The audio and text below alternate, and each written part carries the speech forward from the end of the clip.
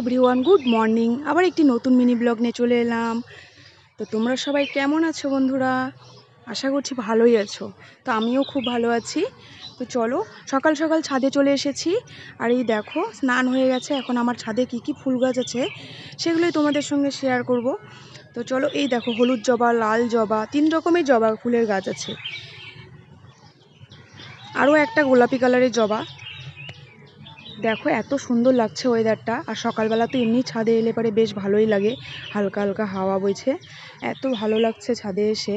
তো সকাল সকাল স্নান হয়ে গেছে, এখন ভাবলাম আমি যদি ফুলগুলো তুলে নিই। এই দেখো পিঙ্ক কালারের জবা। এই জবা ফুলটা এত ভালো লাগে, এই কালারটা খুব আমার একটা পছন্দের কালার, এত পছন্দের কালার। আর গাছটা যেন একটা শুধু ডাল ছিল, আমি জল দিয়ে দিয়ে এত সুন্দর হয়েছে গাছটা।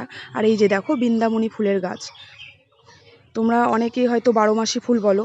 তো এই ফুলগুলো আমার ছাদে, এগুলো দিয়ে আমি আর কি পুজো করি। এই যে আরও একটা অ্যালোভেরা গাছ আছে।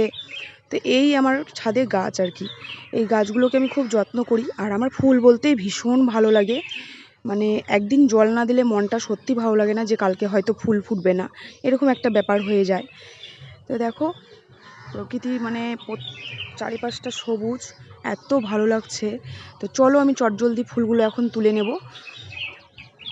এই যে হলুদ জবা দেখো, এই গাছটাও ভীষণ ছোট ছিল, আস্তে আস্তে বড় হয়েছে আর বেশ ভালোই ফুল ফোটে।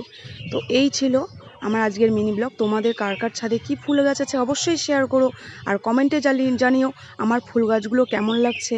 তো তোমরা কে কে আমার মতন ফুল প্রিয় অবশ্যই কিন্তু কমেন্টে জানিও বন্ধুরা।